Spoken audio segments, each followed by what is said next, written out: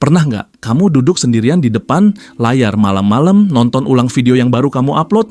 Bukan buat menikmati, tapi buat nyari kesalahan. Kok view-nya segini doang? Ya kan? Padahal gua udah ngedit lama. Padahal gua ngerasa videonya nggak jelek. Sebagai YouTuber, ada fase di mana capeknya bukan di tangan tapi di kepala. Overthinking, merasa kurang pinter, merasa kalah cepet, merasa seolah semua usaha kamu nggak sebanding sama angka yang muncul di dashboard. Kamu mulai bandingin diri kamu sama channel lain. Upload mereka biasa aja tapi view-nya ribuan.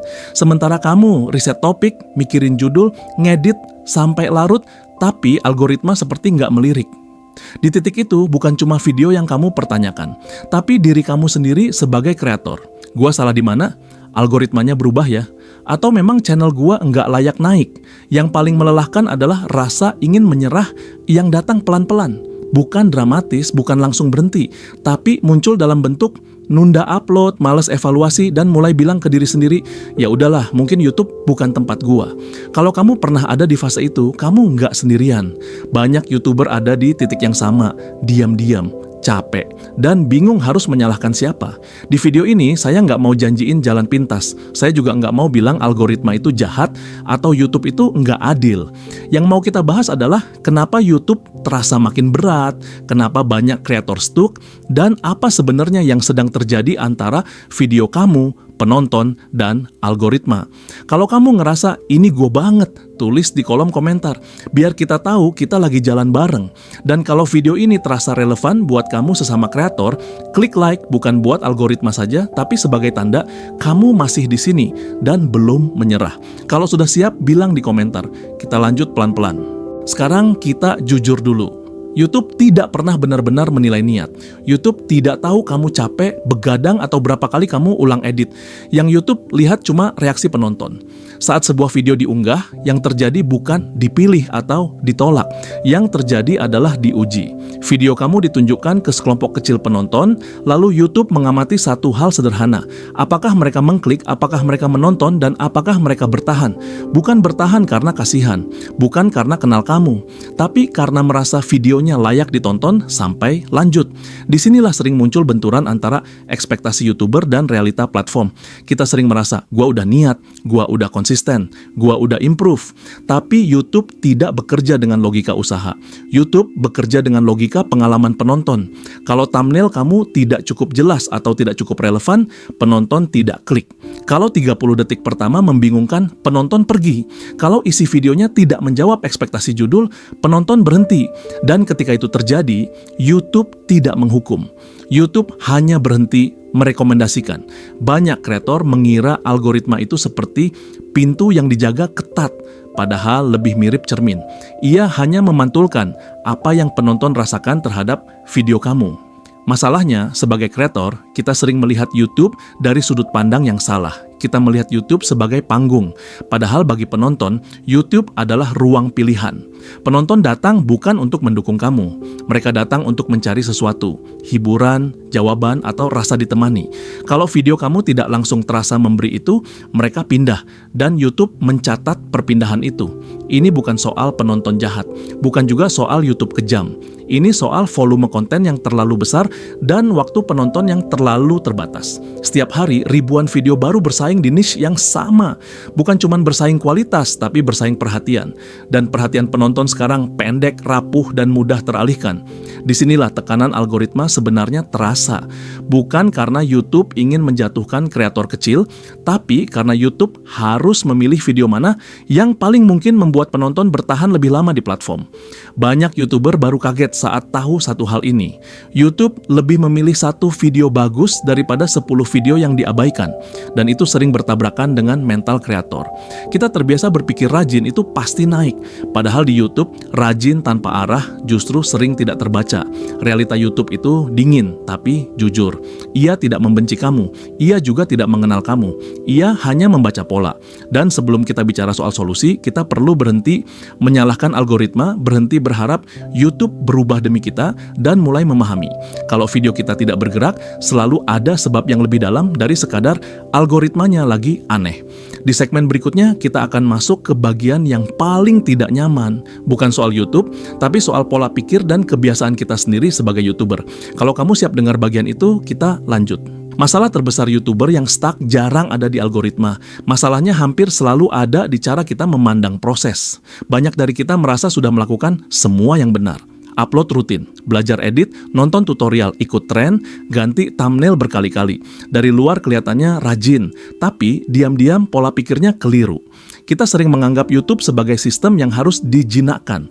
Seolah kalau kita cukup paham rumusnya, cukup konsisten, cukup sabar, maka platform ini wajib membalas usaha kita. Padahal YouTube tidak pernah membuat janji itu. Kesalahan pertama yang paling sering terjadi adalah fokus ke diri sendiri, bukan ke pengalaman penonton.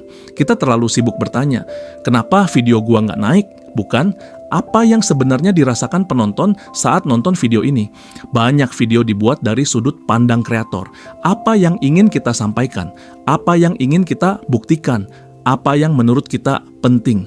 Sementara penonton datang dengan niat yang sangat sederhana. Mereka ingin merasa sesuatu atau mendapatkan sesuatu dalam waktu yang singkat. Ketika dua niat ini tidak bertemu, video akan berhenti di tengah jalan dan channel pelan-pelan ikut berhenti. Kesalahan kedua adalah mengira kesibukan sama dengan kemajuan. Banyak YouTuber terlihat aktif tapi sebenarnya berputar di tempat. Upload banyak tapi tidak benar-benar belajar dari video sebelumnya. Evaluasi sebentar, lalu ulangi kesalahan yang sama dengan judul yang berbeda. Ada rasa aman palsu di dalam rutinitas. Selama masih upload, kita merasa masih jalan. Padahal bisa jadi kita hanya berjalan melingkar. Kesalahan ketiga yang jarang disadari adalah ketergantungan pada validasi angka. View, CTR, subscriber, retention. Semua itu penting, tapi ketika angka-angka itu menjadi satu-satunya penentu semangat, mental YouTuber akan cepat rapuh. Saat view naik, kita semangat. Saat turun, kita runtuh. Akhirnya keputusan konten diambil bukan berdasarkan arah channel, tapi berdasarkan ketakutan. Takut sepi, takut salah topik, takut ditinggal penonton. Di titik ini, banyak channel mulai kehilangan identitas. Video dibuat bukan karena relevan dengan perjalanan channel, tapi karena berharap algoritma terpancing. Dan ironisnya, saat channel kehilangan arah, algoritma justru makin sulit membaca, karena YouTube bekerja dengan pola. Saat polanya acak, distribusinya pun ragu. Kesalahan berikutnya adalah salah memahami konsistensi. Konsisten sering diartikan sebagai jadwal, padahal yang lebih penting adalah konsistensi arah. Channel yang terus berkembang biasanya punya satu benang merah yang jelas. Bukan cuma topiknya, tapi sudut pandangnya, gaya bicaranya, janji emosional ke penonton. Banyak channel berhenti berkembang bukan karena videonya jelek, tapi karena penonton tidak tahu harus berharap apa dari video berikutnya. Dan ketika penonton ragu, algoritma ikut ragu. Inilah alasan kenapa banyak YouTuber berhenti di tengah jalan. Bukan karena tidak mampu, tapi karena terus bekerja tanpa memperbaiki cara berpikir. Mereka lelah tapi tidak berkembang. Mereka sibuk tapi tidak bergerak. Dan di titik itu, menyerah terasa masuk akal. Padahal masalahnya bukan pada kurangnya usaha. Masalahnya adalah usaha yang diarahkan ke tempat yang salah. Di segmen berikutnya, kita tidak akan bicara soal trik, hack, atau formula cepat. Kita akan membahas pola yang benar. Cara memandang YouTube dengan lebih tenang, lebih realistis, dan lebih berkelanjutan. Bukan agar cepat besar, tapi agar tidak berhenti di tengah jalan. Kalau kamu masih di sini, artinya kamu masih peduli, dan itu penting. Untuk bisa bertahan di YouTube, kita perlu berhenti melihat platform ini sebagai sesuatu yang harus ditaklukkan. YouTube bukan lawan, bukan juga mesin keberuntungan. YouTube lebih mirip ruang pertemuan antara video dan manusia. Dan tugas kita sebagai kreator bukan memaksa orang masuk, tapi membuat mereka ingin tinggal. Pola berpikir yang lebih sehat dimulai dari sini. Video bukan milik kita sepenuhnya. Begitu diupload, video itu hidup di tangan penonton. Kita membuatnya, iya. Tapi penonton yang memutuskan apakah video itu layak diteruskan atau ditinggalkan. Dan YouTube hanya mencatat keputusan itu. Kalau kita menerima posisi ini, banyak beban mental mulai turun. Kita berhenti berharap algoritma baik hati. Kita juga berhenti marah saat video tidak bergerak. Karena kita sadar yang sedang terjadi bukan penolakan, tapi proses membaca. Di pola yang benar, kreator, penonton, dan video punya peran yang jelas. Kreator bertugas merancang pengalaman, penonton bertugas merasakan. YouTube bertugas mencocokkan. Masalah muncul saat kreator ingin mengatur semuanya, ingin penonton menonton sampai habis, ingin algoritma langsung mendorong, ingin hasil cepat. Padahal proses membuat video itu lebih mirip menyiapkan ruangan. Kita bisa menata, kita bisa memilih cahaya, kita bisa menentukan suasana, tapi kita tidak bisa memaksa orang betah. Kalau banyak yang masuk lalu cepat keluar, itu bukan tanda kita gagal sebagai manusia. Itu tanda ruangannya belum nyaman. Pola pikir ini mengubah cara kita melihat kegagalan. Video yang sepi bukan aib, ia adalah data. Ia memberi sinyal bagian mana yang belum nyambung dengan penonton. YouTuber yang sehat secara mental tidak menghapus video karena malu. Ia menyimpannya sebagai jejak belajar, bukan untuk disesali, tapi untuk dipahami. Cara pandang ini juga membuat kita berhenti mengejar semua orang. Kita tidak perlu cocok untuk semua penonton. Kita hanya perlu konsisten untuk penonton yang tepat. Channel yang bertumbuh bukan channel yang mencoba menyenangkan semua orang, tapi channel yang jelas ingin menemani siapa. Disinilah pentingnya melihat channel sebagai perjalanan, bukan kumpulan upload. Setiap video adalah satu langkah, bukan satu ujian hidup mati. Kalau satu video tidak berhasil, itu tidak membatalkan perjalanan. Ia hanya memperlambat langkah. YouTube itu panjang, bukan karena waktunya lama, tapi karena pemahamannya bertahap. Banyak kreator menyerah karena berharap stabil terlalu cepat. Padahal stabilitas di YouTube datang setelah arah terbentuk. Dan arah tidak bisa dibangun dari satu atau dua video. Pola yang benar juga mengajarkan kita untuk berdamai dengan ritme. Ada masa video kamu didorong, ada masa video kamu diuji, ada masa video kamu diam. Semua channel mengalaminya. Bedanya hanya satu, ada yang tetap belajar di masa diam, ada yang berhenti. Ketika kamu mulai memandang YouTube sebagai proses jangka panjang, kamu berhenti bertanya, kenapa gua nggak naik? Dan mulai bertanya, apakah video gua hari ini lebih jujur dan lebih jelas daripada kemarin? Pertanyaan itu jauh lebih tenang. Dan anehnya, justru lebih dekat dengan cara kerja algoritma. Karena algoritma tidak mencari kreator yang sempurna. Ia membaca konsistensi arah dan respon penonton. Di segmen berikutnya, kita akan turun ke hal yang lebih membumi. Bukan teori besar, tapi langkah kecil yang bisa kamu lakukan sebagai YouTuber, tanpa janji viral, tanpa manipulasi, tanpa harus menjadi orang lain. Setelah memahami pola berpikir yang lebih sehat, sekarang kita bicara soal hal-hal yang benar-benar bisa kamu lakukan.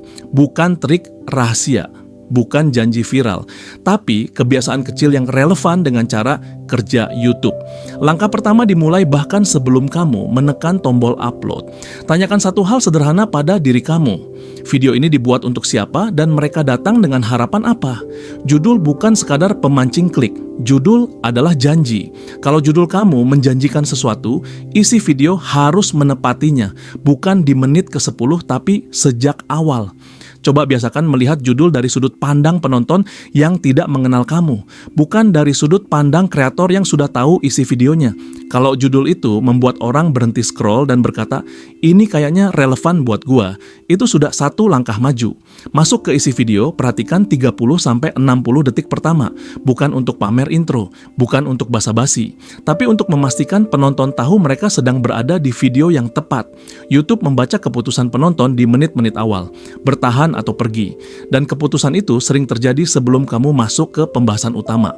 Selanjutnya, biasakan menonton ulang video kamu bukan sebagai kreator, tapi sebagai penonton yang jujur. Perhatikan di bagian mana perhatian kamu mulai turun. Di situ biasanya penonton juga pergi, bukan karena mereka tidak menghargai kamu, tapi karena alurnya terputus. Evaluasi video tidak harus rumit.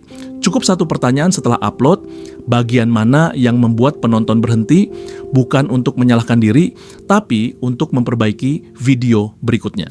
Kebiasaan kecil lain yang sering diabaikan adalah melihat channel sebagai satu kesatuan. Coba buka halaman channel kamu dan lihat deretan thumbnail. Apakah terasa satu dunia atau terasa acak?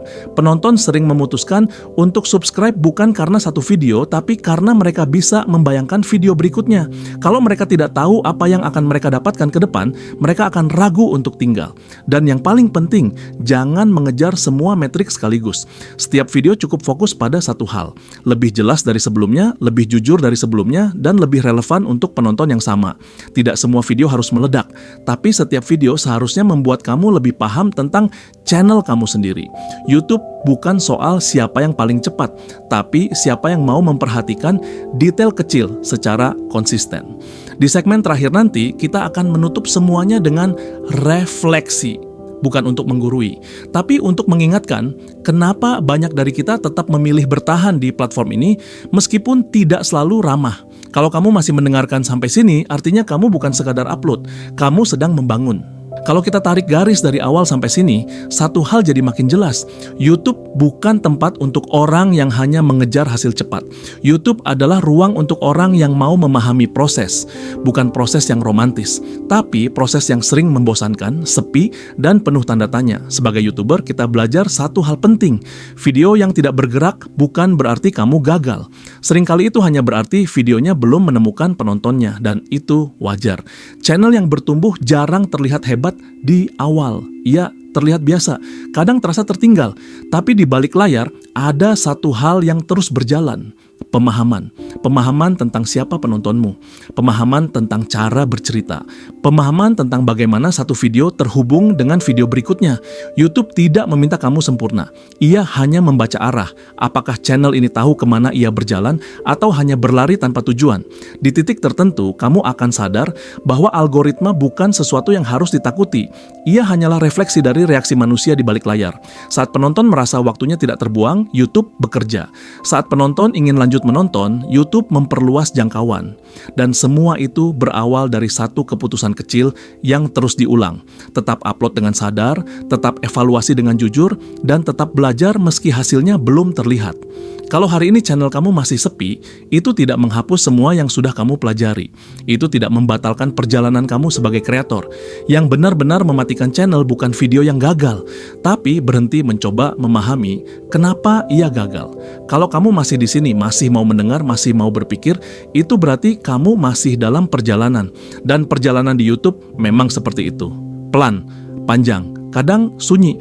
Kalau video ini menemani kamu di satu titik lelah, klik like sebagai tanda kamu tidak sendirian. Kalau kamu punya cerita, kebingungan, atau fase berat sebagai YouTuber, tulis di kolom komentar. Bukan untuk mengeluh, tapi untuk saling tahu bahwa kita sedang melalui hal yang sama.